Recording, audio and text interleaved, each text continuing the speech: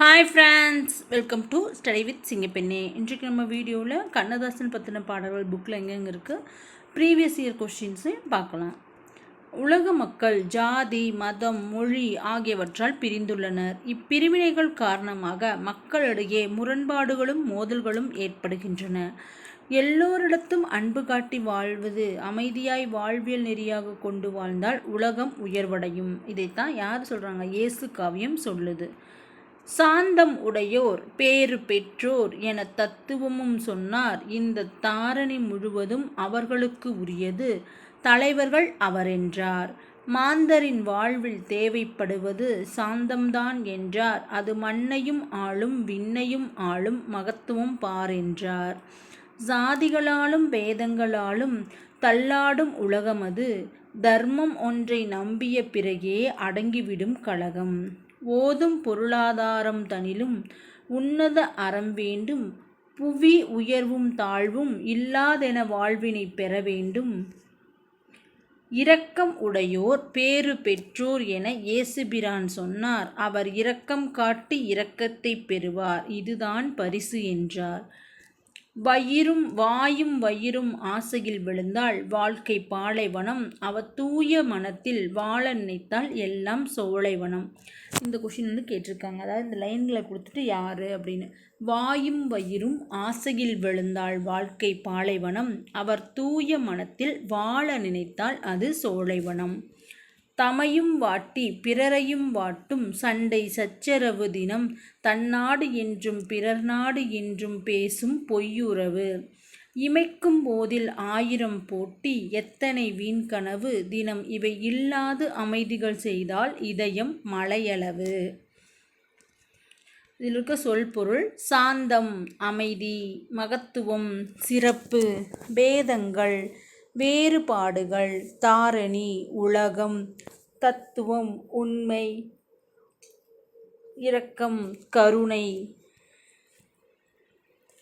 இந்த பாலுடைய பொருள் என்ன அப்படின்னம்னா, சாந்தம் எனும் அமைதியான அன்பு கொண்டவர்கள் பேறு பெற்றவர்கள். இந்த உலகம் முழுவதும் அவர்களுக்கே உரியது, அவர்களே தலைவர்களாவர் என்ற உண்மையை இயேசுநாதர் கூறினார். மனித வாழ்க்கையில் தேவைப்படுவது பொறுமை.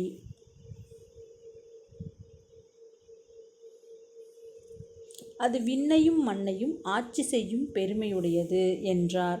இவ்வுலகம் சாதிகளாலும் கருத்து வேறுபாடுகளாலும் நிலைத்தடுமாறுகிறது. அறம் என்கின்ற ஒன்றை நம்பிய பிறகு சண்டைகள் நீங்கி உலகம் அமைதியாகிவிடும். பொருள் ஈட்டுவதிலும் அறவழியை பின்பற்ற வேண்டும். இவ்வுலகம் ஏற்றத்தாழ்வு இல்லா வாழ்வை பெற வேண்டும். இரக்கம் உடையோர் பேறு பெற்றவராவர். அவர்கள் பிற உயிர்களின் மீது இரக்கம் காட்டி இறைவனின் இரக்கத்தை பெறுவர், இதுதான் அவர்களுக்கான பரிசு. மனிதன் ஆசையில் விழுந்துவிட்டால் அவனது வாழ்வு பாலைவனம் போல் பயனற்றதாகிவிடும். அவன் நல்ல உள்ளத்தோடு வாழ்ந்தால் அவன் வாழ்க்கை மலர்ச்சோலையாகிவிடும். மனிதர்கள் சண்டை சச்சரவுகளால் தாமும் துன்புற்று பிறரையும் துன்புறுத்துகின்றனர். மேலும் அவர்கள் தன்னாடு என்றும் பிறர் நாடு என்றும் பேசி உண்மையில்லா உறவுகளை வாழ்கின்றனர். கண்ணிமைக்கும் நேரத்திற்குள் நடக்கும் 1000 போட்டிகளால் பயனற்ற கனவுகள் தாம் தோன்றுகின்றன. இவை இல்லாமல் அமைதியாக வாழ்ந்தால் இதயம் மலையளவு உயர்ந்ததாக மாறும்.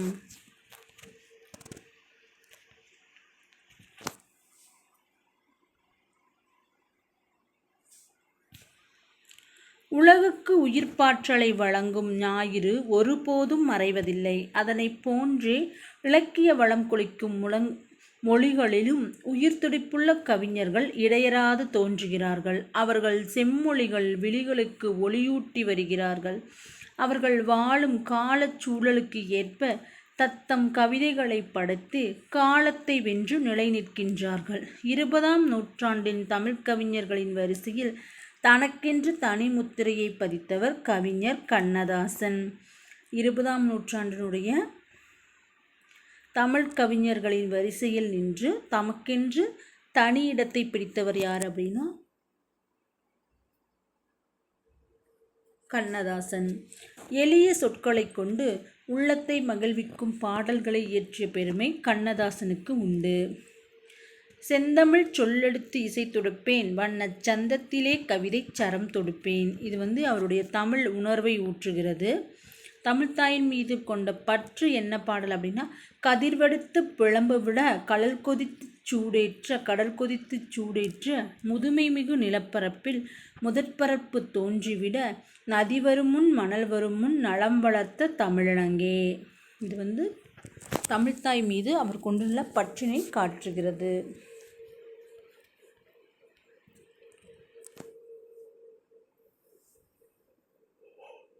ஒரு சினிமா பாடல்.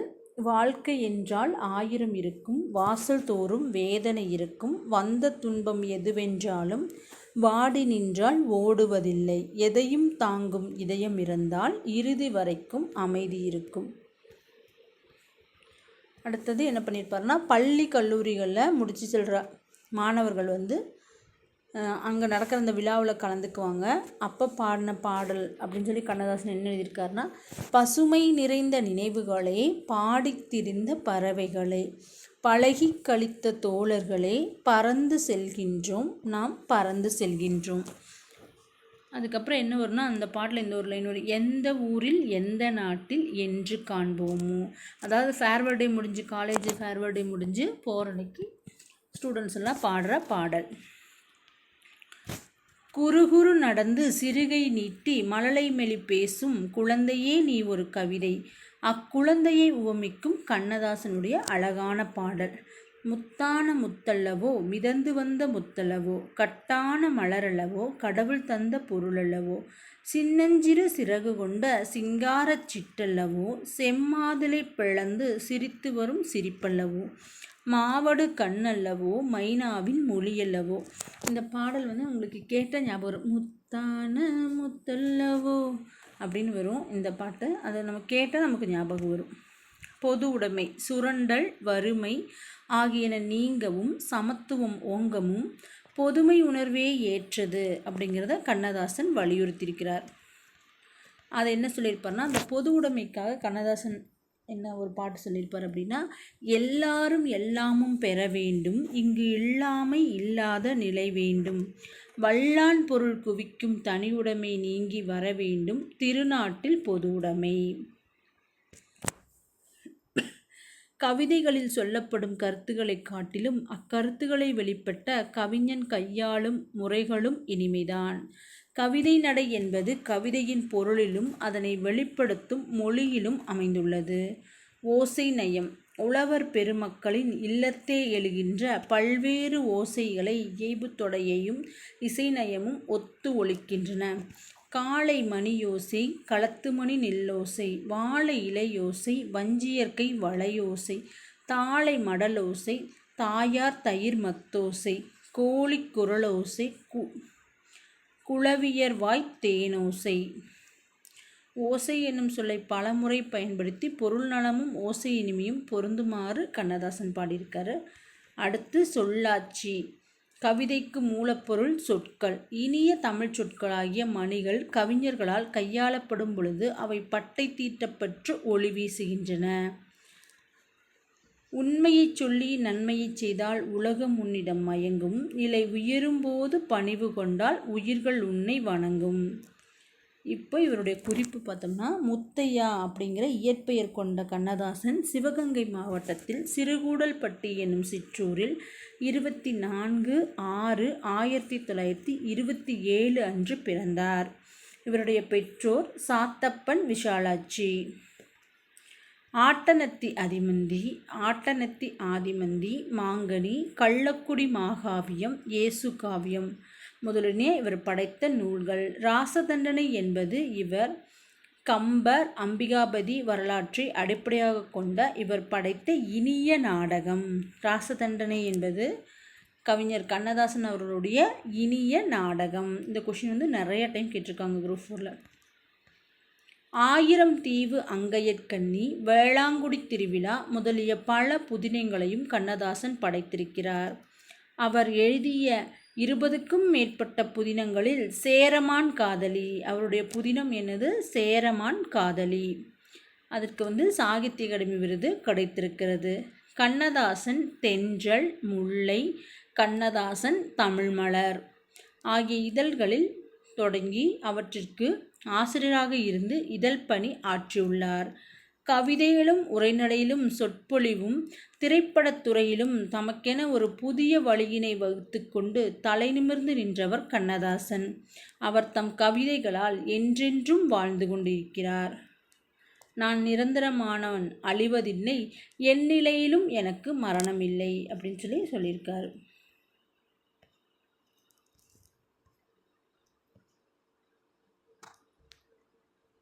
இதில் கண்ணதாசன் பற்றின குறிப்புகளை மாற்றி மாற்றி கொடுத்துருக்காங்க. அதை நம்ம ஒரே ஒரு பேராகிராஃப் எழுதினோம்னா, சிறுகூடல் பன்றி என்னும் சிற்றூரில் 1927ஆம் ஆண்டு கண்ணதாசன் பிறந்தார். இவரின் இயற்பெயர் முத்தையா. இவருக்கு காரைமுத்து புலவர், வணங்காமுடி, பார்வதிநாதன், ஆரோக்கியநாதன், கமகப்பிரியா என்ற புனைப்பெயர்கள் உண்டு. கண்ணதாசன் அவர்களுடைய புனைப்பெயர்கள் காரைமுத்து புலவர், வணங்காமுடி, பார்வதிநாதன், ஆரோக்கியநாதன், கமகப்பிரியா. கவிஞர் கண்ணதாசன் 5000க்கும் மேற்பட்ட திரைப்பட பாடல்களை எழுதியுள்ளார். தமிழக அரசின் அரசவை கவிஞராகவும் திகழ்ந்தார். 1981ஆம் ஆண்டு இயற்கை எய்தினார்.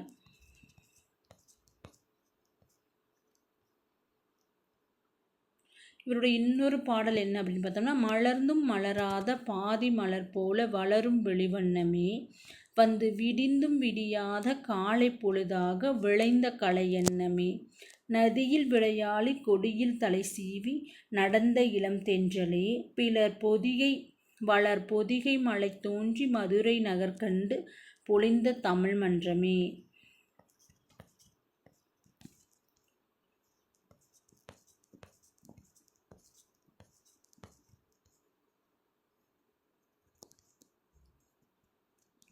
கற்றற்று வானில் தவழ்கின்ற காற்றினை கைது செய்யாதிருமில்லை, செய்ய யாருமில்லை, காலமாங்கிழவனை ஞாலமோ கடவுளோ கடுஞ்சிறை வைத்ததில்லை, மொட்டென்று வந்து வெண்மலராகும் முல்லையை மூடி வைத்தாருமில்லை, மூவாத ஞாயிறும் வெண்ணிலா மீன்களும் மூழ்சிறை பட்டதில்லை, தட்டின்றி வையகம் தந்தோர் உரிமையை தடை செய்ய முறைமையாமோ, தாயகம் தாயக துள்ளவர்களிடத்தில் தர்மத்தை மறுக்கலாமோ, வெட்டுங்கள் தலையினை என்றவர் குரலிலே வீழ்ந்ததே அடிமை எண்ணம், விடுதலை விடுதலை என்னுமோர் இசையிலே விளைந்ததோ உரிமை எண்ணம், அடிமைகள் எங்கெல்லாம் இருப்பினும் அன்னவர்க்கு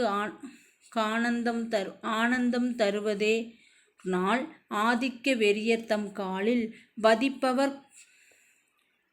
வதிப்பவர் கரமெலாம் வழங்குமோர் நாள், மிடிமையும் அச்சமும் வீழுமோர் நாளதே, விடுதலை விளக்குமோர் நாள், வியத்தகும் இந்திய துணை கண்டமதை வீருடன்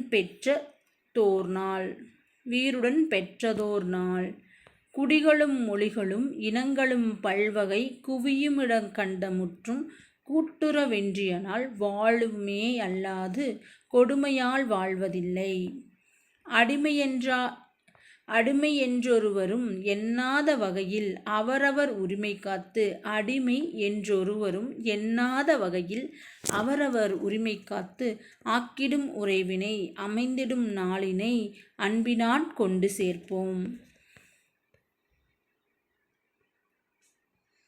மாற்றம் எனது மானிட தத்துவம் என்று பாடிய கவியரசு கண்ணதாசன். மாற்றம் அப்படிங்கிறது அவருடைய மானிட தத்துவம். சிறுகூடல்பட்டியில் பிறந்தார். பட்டி தொட்டிகளிலெல்லாம் தமது திரையிசை பாடல்களாய் புலம்பெயர்ந்த கவிஞர். பழந்தமிழ் இலக்கியத்தின் உயிர்ச்சாரத்தை எல்லாம் தமது பாடல்களே எடுத்தாண்டவர். தமிழக அரசின் அரசவை கவிஞர்.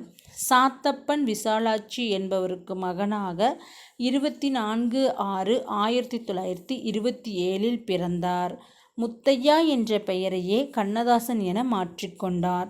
தென்றல் திரை, சண்டமாருதம், முல்லை, கண்ணதாசன் ஆகிய இதழ்களில் ஆசிரியராக விளங்கினார். 5000க்கும் மேற்பட்ட திரை இசை பாடல்களை எழுதி புகழ் பெற்றார். இவருடைய கவிதைகள் கண்ணதாசன் கவிதைகள் என்ற பெயரில் பல தொகுப்புகளாக வெளிவந்துள்ளன. அர்த்தமுள்ள இந்து மதம் என்னும் கட்டுரை தொடர்களும் இயேசு காவியம் என்னும் நூலும் இவரது புகழை நிலைநிறுத்தும். மத்திய மாநில அரசுகளின் விருதுகளையும் சாகித்ய அகாடமி பரிசினையும் அண்ணாமலையார் நினைவு பரிசினையும் பெற்றார். இவருடைய காலம் இயற்கை எதினது எப்போன்னா 17/10/1981. தட்டின்றி அப்படின்னா குறையின்றி. காளமாங்கிழவன் காலம். மூவாத மூப்படையாத மீன் விண்மீன். தலை விலங்கு. வதிப்பவர் வாழ்பவர். மிடிமை வறுமை. வெண்முல்லை பண்புத்தொகை. மூவாத ஞாயிறு. மூவாத அப்படின்னது எதிர்மறை பெயரச்சம். விடுதலை விடுதலை அடுக்குத்தொடர். வதிப்பவர் வினையால் அணையும் பெயர். குடிகளும் மொழிகளும் இனங்களும் எண்ணும்மை. அடுத்தது கண்ணதாசன் அவர்களை பற்றின ப்ரீவியஸ் இயர் கொஸ்டின். நதி வெள்ளம் காய்ந்து விட்டால் நதி செய்த குற்றமில்லை. இந்த திரைப்பட பாடலை இயற்றியவர் கண்ணதாசன். இயேசு காவியம் பாடியவர் கண்ணதாசன். சேரமான் காதலி எனும் புதினத்திற்காக சாகித்ய அகாடமி விருது பெற்றவர் கண்ணதாசன். கண்ணதாசனின் இயற்பெயர் முத்தையா. கள்ளக்குடி மாகாவியம் இந்த நூலின் ஆசிரியர் கண்ணதாசன். நான் நிரந்தரமானவன், அழிவதில்லை, எந்த நிலையிலும் எனக்கு மரணமில்லை என்று கூறியவர் கண்ணதாசன். கண்ணதாசன் படைத்த நாடகம் ராசதண்டனை. எங்கள் பகைவர் எங்கோ மறைந்தார் அப்படின்னு சொன்னது யார்? பாரதிதாசன். பாட்டாளி மக்கள் பசி தீர வேண்டும் அப்படின்னு சொன்னது நாமக்கல் கவிஞர். எல்லாமும் எல்லாரும் பெற வேண்டும் அப்படின்னு சொன்னது கண்ணதாசன். சபைகளிலே தமிழெழுந்து முழங்க வேண்டும் அப்படின்னு சொன்னது கவிமணி. இது ஒரு பொறுத்துக. கண்ணதாசன் பணியாற்றிய இதழ் தென்றல், முல்லை, தமிழ்மலர். வீரகாவியம் முடியரசன். அடுத்த பொறுத்துக. இயேசு காவியம் கண்ணதாசன். ஒளிப்பறவை சிற்பு பாலசுப்ரமணியம். சகாராவை தாண்டாத ஒட்டகங்கள் நா. காமராசன். கண்ணதாசனின் புரைப்பெயர்கள் காரைமுத்துப் புலவர், வணங்காமுடி, பார்வதிநாதன், ஆரோக்கியநாதன், கமகப்பிரியா.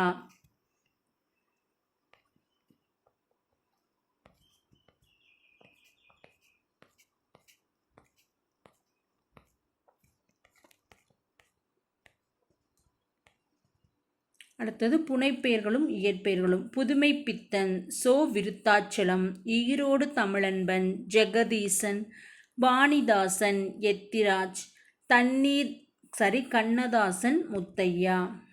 பூங்கொடி முடியரசன். கொடிமுல்லை வாணிதாசன்.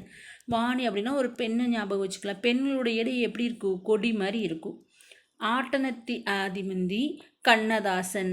பட்டத்தரசி சுரதா. புலவர்களும் அவர்களுடைய இயற்பெயர்களும் நூற்பெயர்களும். முடியரசன் காவியப்பாவை. சச்சிதானந்தன் ஆனந்தத்தேன். குமரகுருபரர் சகலவளாவல்லி மாலை. கண்ணதாசன் மாங்கனி. கண்ணதாசன் இயற்றாத நூல் எது? கொய்யாக்கனி. கொய்யாக்கனி பெருஞ்சித்திரனார் அவருடைய நூல். ஆயிரந்தீவு அங்கையற்கண்ணி, ராசதண்டனை, மாங்கனி இதெல்லாமே கண்ணதாசன் அவருடைய நூல். கொய்யாக்கனி பெருஞ்சித்திரனார் அவருடைய நூல். கண்ணதாசன் இயற்றாத நூல் எது? இயேசு காவியம், தைப்பாவை, கள்ளக்குடி மாகாவியம் இதெல்லாமே கண்ணதாசன் அவருடைய நூல்கள் தான். இதோட இந்த வீடியோ முடிஞ்சது. வீடியோ பிடிச்சிருந்தால் லைக் பண்ணுங்கள், ஷேர் பண்ணுங்கள், கமெண்ட் பண்ணுங்கள். தேங்க்யூ.